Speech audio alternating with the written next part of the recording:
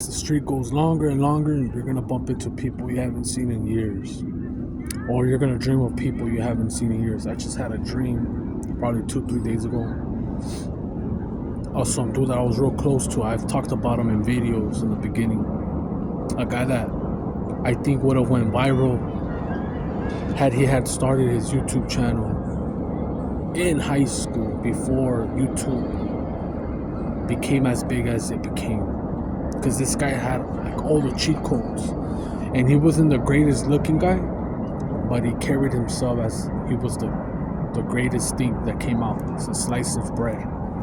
He carried himself, and he dressed really nice.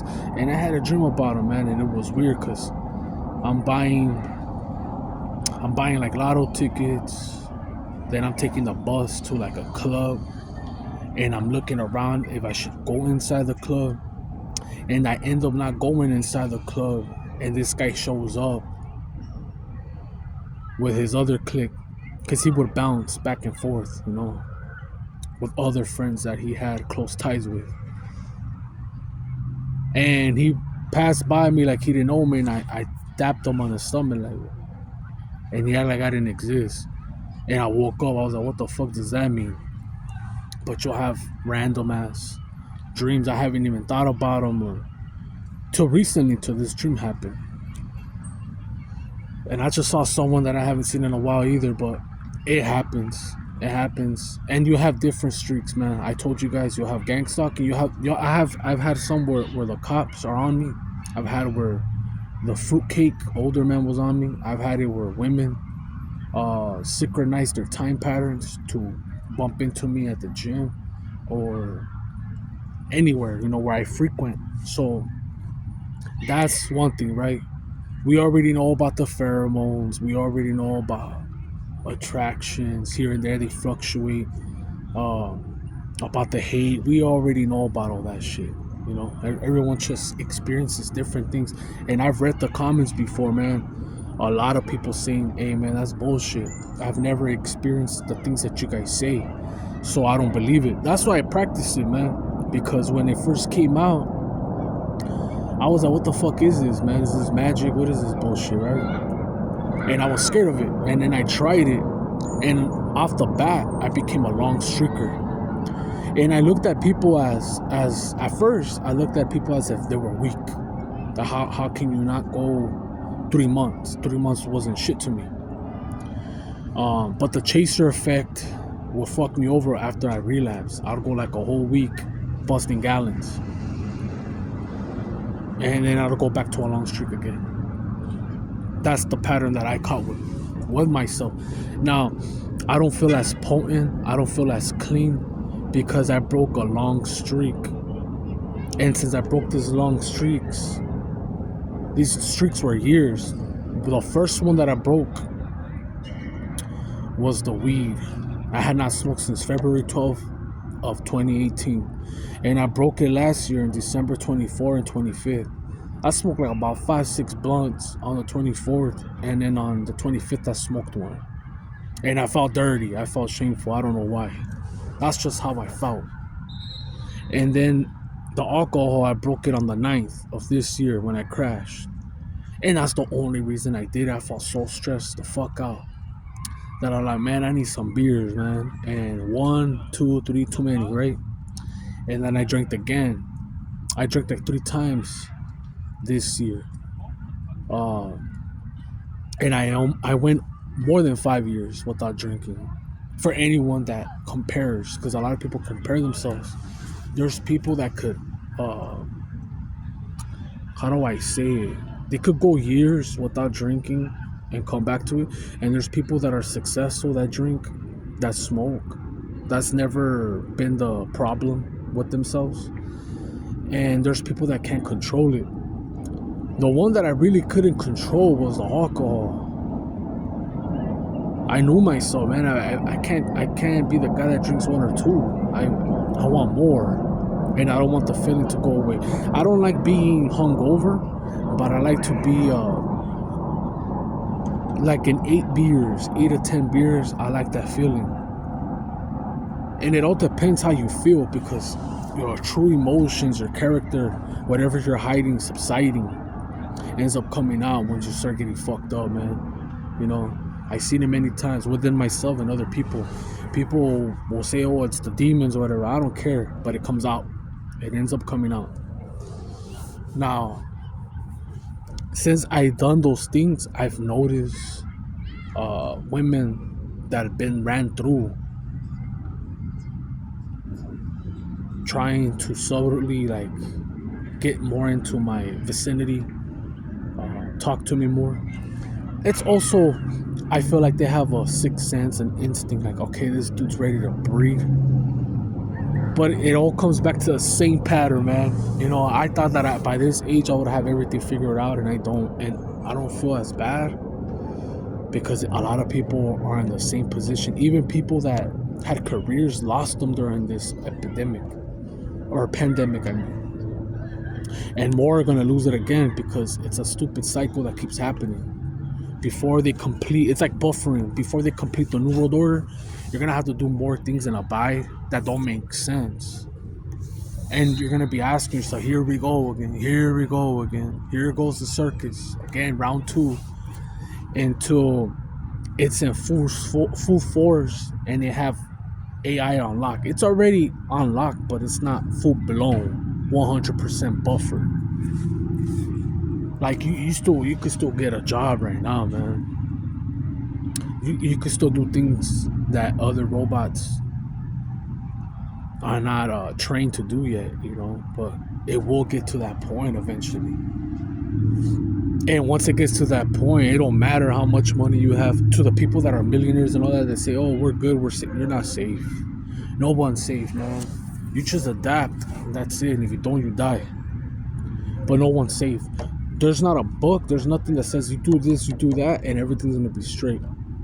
I have an uncle that I live with. I have love for and admire, but he also is hard-headed, and he said the same thing about me.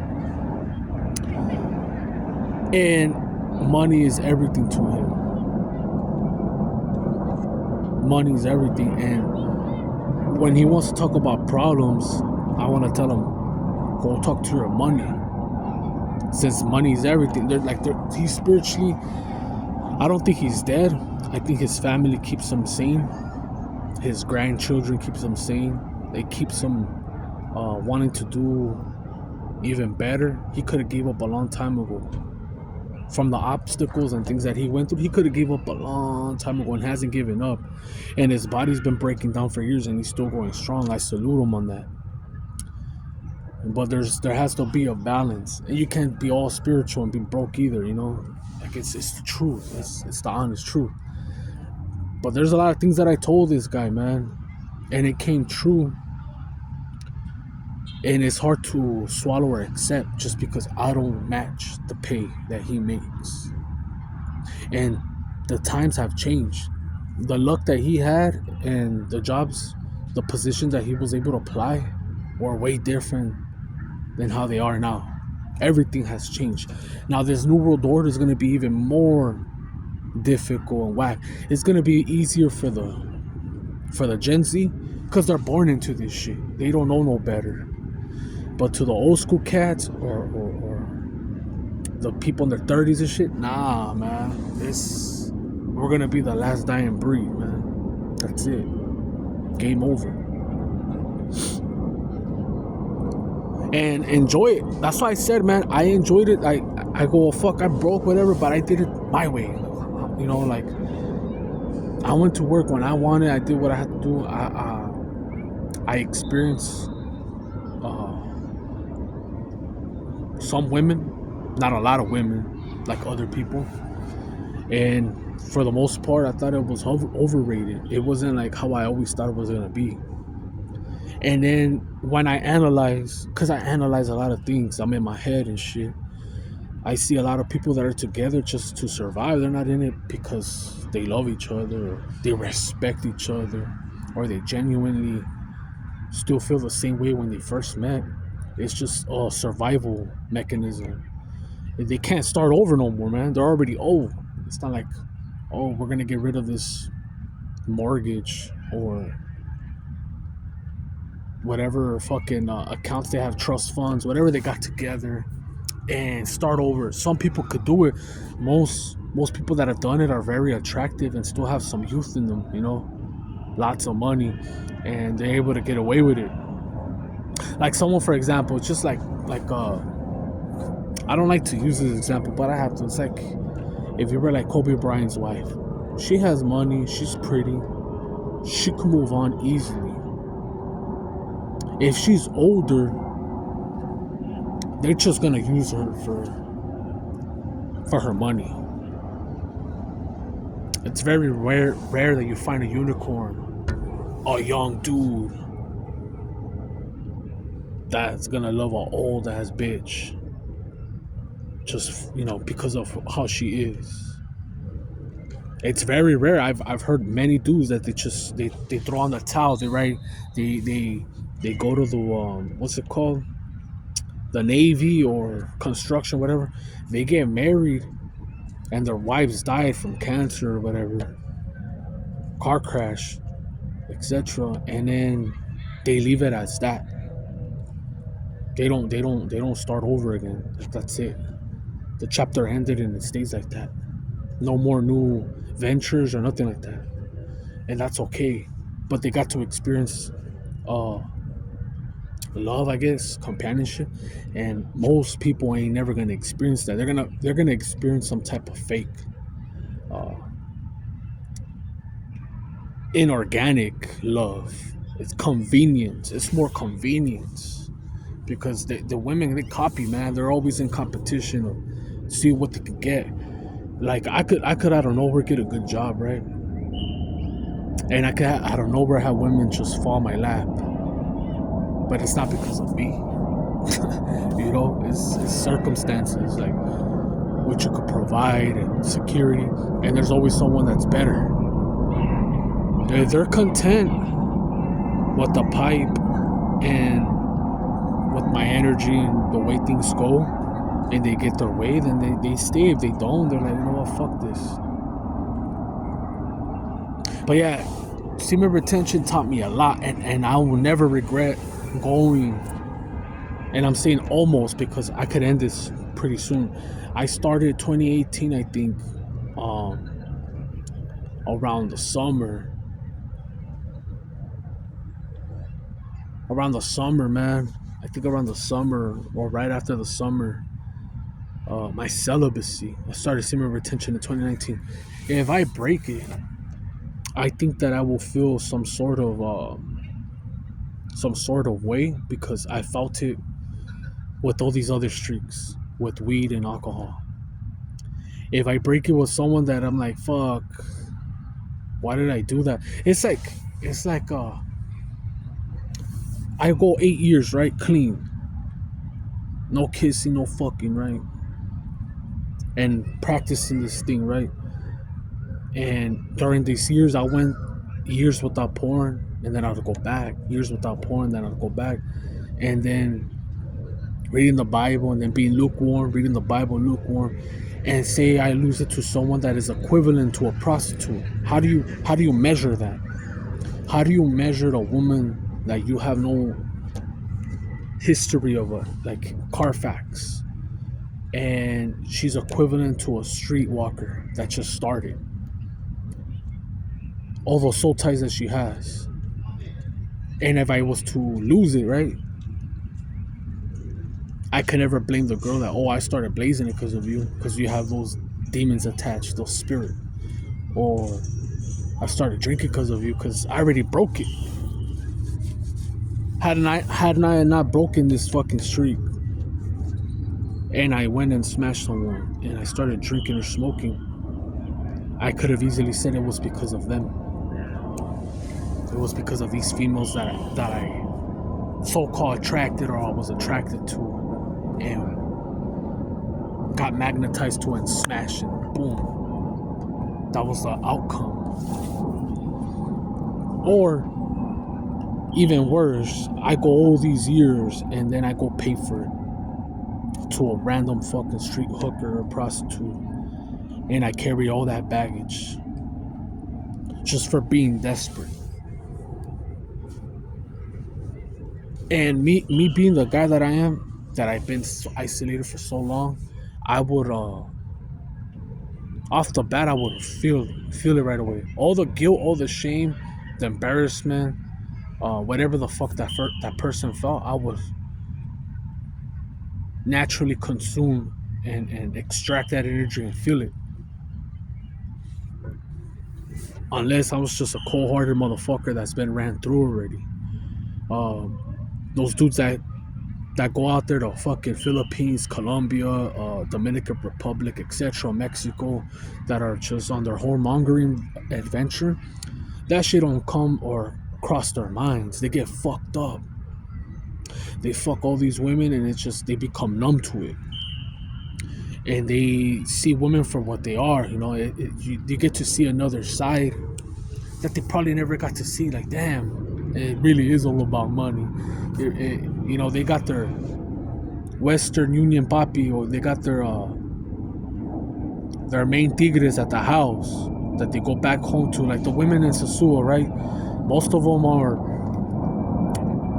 from the capital, right? Santo Domingo, whatever, Punta Cana, whatever the fuck they are, right? And then they go to Sosúa to look for work, and they get ran through, and then they go back to their tigre. But they love their tigre. It's just because of money issues, right? And then they go to New York and they make it, and they still send money to their tigre. And the love is still like, they still got love and feelings for, hey man, you fucked me good at first, you know, you were my first soulmate, but I had to do what I had to do to get here, and I already made my life over here. That's it, it's over. But here's a little bit of cash for dicking me down real good. That's crazy, man. And it goes on, and it never stops. I wonder, I don't even wonder. I'm pretty sure a lot of dudes came over here and said, you know what, from Mexico or whatever country, and they said, you know, I'm gonna rack up this amount of money and then go back to my wife and kids. And they end up not doing it. They end up starting a new life here. They end up breeding, and some of them, they still feel some type of way, like, damn, I made it. Let me send some money here. But they never go back. And when they do go back, for whatever reason, for being caught, for being an illegal, or for doing a crime, I don't believe it's the same. They could feel it. They could feel it when you already aborted the mission, when you aborted their energy. Or, yeah, you talk, but it's not the same. Like, oh yeah, I'm just working. I'll send you something.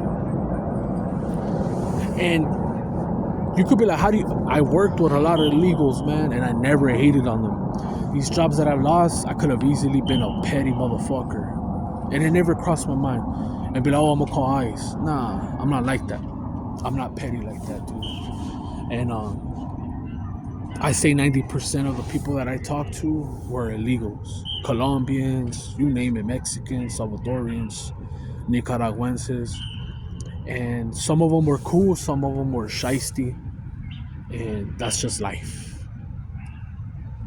But I'll tell you this, they all think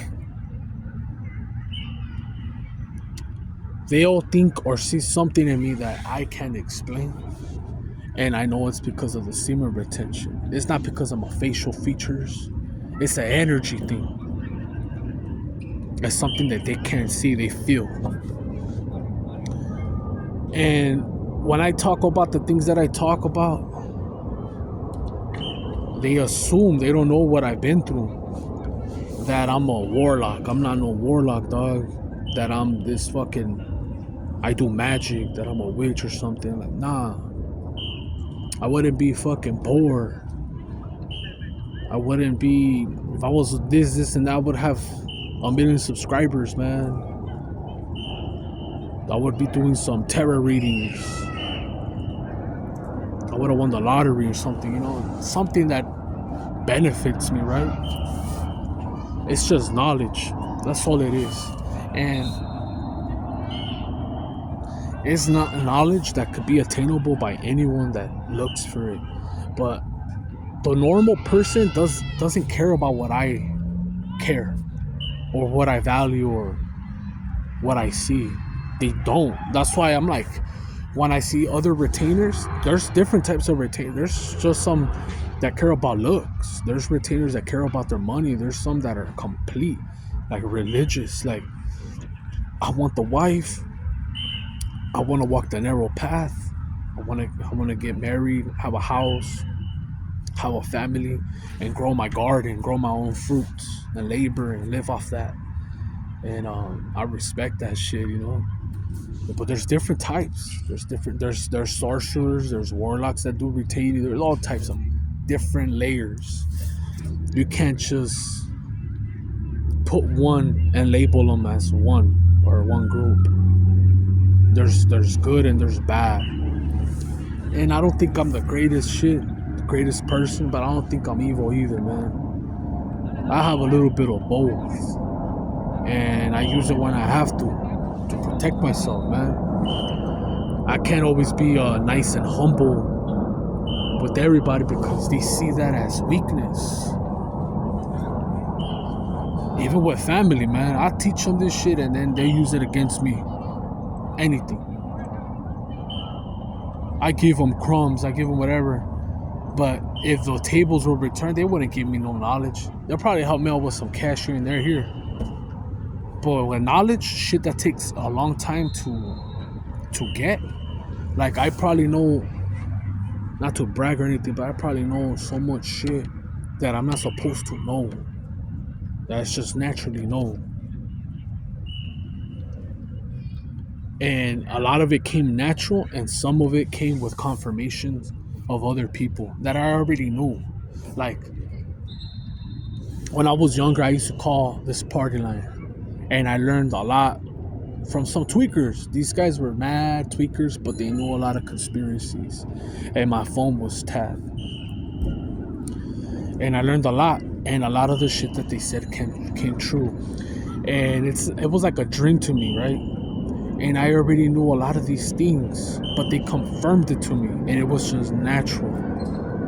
I felt like when I was younger, before I smoked anything, before I drank anything, before I smashed anything, I was able to channel energy or things, like predictions. Like, I was able to see some things, and then I lost it.